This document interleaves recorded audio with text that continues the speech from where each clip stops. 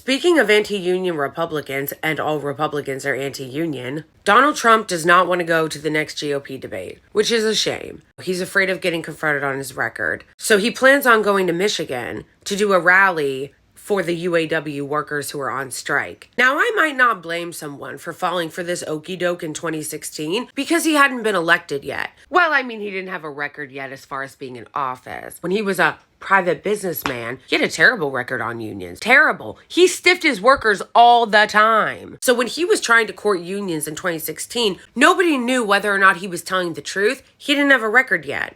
But he's been president. And we've seen his record. If you happen to have anybody in your life or know anybody that still is falling for this and believes that he's somehow pro-worker, send them this video. Because I'm not sure why this has to be said, but claiming that you stand for the working class doesn't actually mean anything if it's not backed up with action. Huh?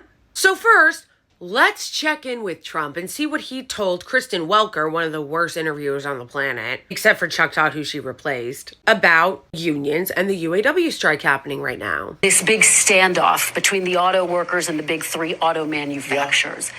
My question for you, Mr. President, whose side are you on in this? I'm on the side of making our country great. The dodge. Auto workers are not going to have any jobs when you come right down to it, because if you take a look at what they're doing with electric cars are going to be made in China. Okay, pause. I know it's not news to anybody that Donald Trump is like a pathological liar, but they don't have any control over the electric car decisions. That's the decisions of the actual companies.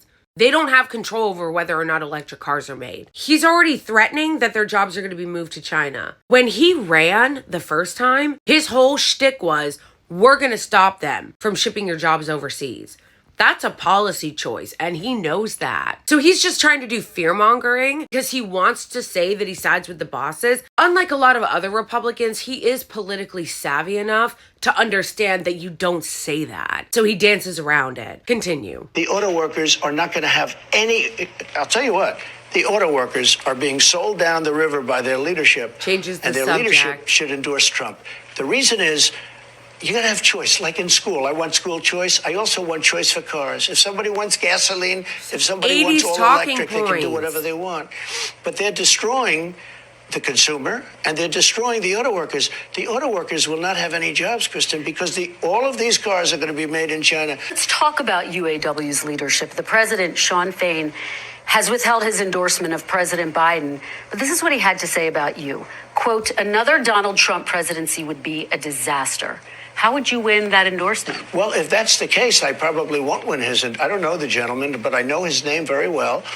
And I think he's not doing a good job in representing his union, because he's not going to have a union in 3 years from now. Sean Fain only just got elected recently. And he's like, they're being sold down the river by their leadership. He's new. And he's doing a really great job. I do like that because he doesn't really know how to answer this without looking bad. He does the thing Republicans always do. Throw shit at the wall and keep changing the subject and see what sticks. He then starts talking about choice. I like choice, like school choice. The union has nothing to do with whether or not people use gas cars or people use electric cars. And the other fear-mongering tactic he uses is that he says they are destroying the consumer. That is taking the side of the bosses, because labor is only 5% of the cost. So when they say, oh, they're going to destroy the consumer, again, that is a choice made by the executives, by the company, how much they want to charge. So what he's doing is he is defending the bosses, blaming the choices of the bosses on the workers, and then bizarrely including this like bullshit, ridiculous fucking culture war of electric cars versus gas-powered cars, again, as if that has anything to do with the union. And the unions were sick of their old leadership, and that's why they elected Sean Fain. I, for one, am really glad that the unions are not falling for this shtick this time. Sean Fain recently said of Trump's visit to Michigan, every fiber of our union is being poured into fighting the billionaire class and an economy that enriches people like Donald Trump at the expense of workers. UAW President Sean Fain said in an emailed statement, "You can't keep electing billionaires and millionaires that don't have any understanding what it is like to live paycheck to paycheck and struggle to get by, expecting them to solve the problems of the working class." Folks, He was awful on unions. Let's just do a quick recap of just some of the things that he did while he was president. Trump stacked the NLRB with anti-union appointees who side with employers in contract disputes and support companies who stall union elections, misclassify workers to take away their freedom to join a union, and silence workers. Trump has made it easier for employers to fire and penalize workers who speak up for better pay and working conditions or exercise their right to strike. Trump promised to veto the PRO Act, the Public Service Freedom to Negotiate Act, historic legislation that will reverse decades of legislation meant to crush private sector unions and shift power away from CEOs to workers. Because let's remember how all this started, okay? In the 80s, the early 80s, when Reagan was president, union buster extraordinaire, the air traffic controllers went on strike and he fired them. Trump restricted overtime pay, opposed wage increases, and gutted health and safety protections. Trump changed the rules about who qualifies for overtime pay, making more than 8 million workers ineligible and costing them over $1 billion per year in lost wages. He reduced the number of OSHA inspectors so that there are far fewer than any time in history, and weakened the penalties for companies that fail to report violations. Threatened to veto legislation that would raise the minimum wage to $15 an hour. He made Eugene Scalia, the son of Antonin Scalia, who was also an anti-union, anti-worker crusader, Secretary of Labor. Eugene Scalia is an anti-worker, union-busting corporate lawyer who aggressively defended Cablevision's decision to fire 22 workers when they tried to win a contract with CWA. And just for dessert, he helped insurers reduce coverage and made it easier for pharmaceutical companies to inflate drug prices. Where are all my anti-pharma Republicans? Where you be? And most workers know what the fuck time it is with Trump. Just look at who Trump put on the court, said Dave Green, the UAW regional director for Ohio and Indiana. Look at his record with the Labor Relations Board. He did nothing to support unions except for lip service. Big facts. The NLRB, which enforces the country's labor laws and oversees union elections, came under Republican control during the Trump administration for the first time since 2007. The board reversed several key Obama-era rulings that made it easier for small unions to organize, strengthened the bargaining rights of franchise workers, and provided protections against anti-union measures for employees. Bro, he undid Obama-era regulations when it came to unions, and Obama wasn't even a huge union person. How embarrassing. The bar was on the floor, and you somehow managed to crawl under it. In 2018, the court's conservative majority overturned a decades-old pro-union decision involving fees paid by government workers. The justices in 2021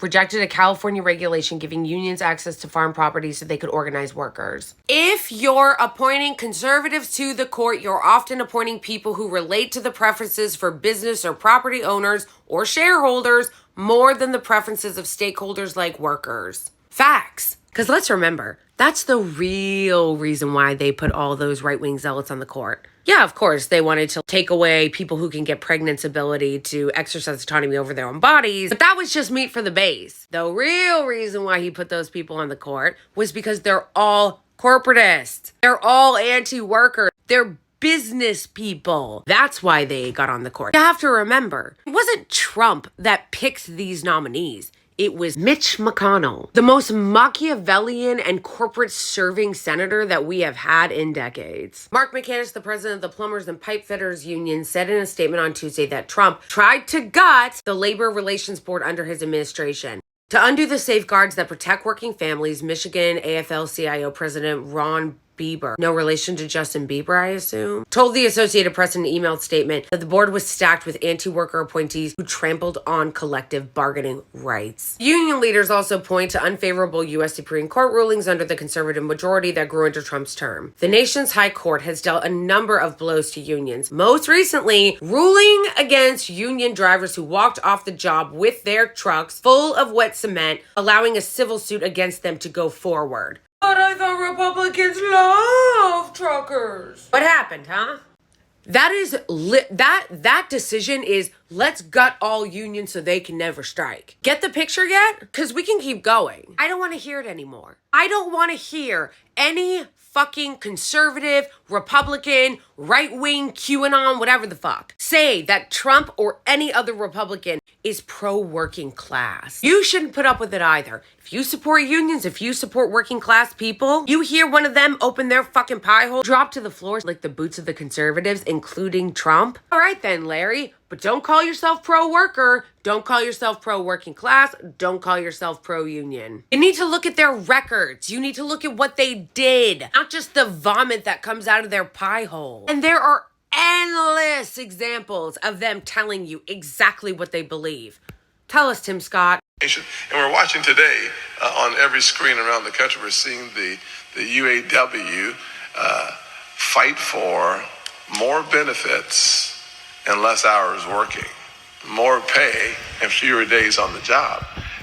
It's find a way to encourage and inspire people to go back to. As an aside, I do love how one of the Republican talking points is people need to get back to work. They're trying to get better wages. They're trying to work less, only 4 days. Listen, they're the laziest motherfuckers in the world. You would be hard pressed to find a senator that will actually work 5 days a week. These bitches are so lazy that they take 500 vacations. They actually only work 3 or 4 months out of the entire year. They constantly go on recess. You're lucky if you get them maybe to work Monday through Thursday. But don't worry, even though they don't work very much, they still get full healthcare benefits, even while they're trying to shut down the government. The clowns in the GOP are trying to shut down the government again, because what do they give a fuck? Their healthcare isn't affected, and neither is their pay. So they can do all their theatrics and shut down the government and look real tough, and their salaries aren't frozen. Why are you allowing this? Then we recently have Nikki Haley, who is so out of touch that she's actually bragging about the fact that she's anti-union.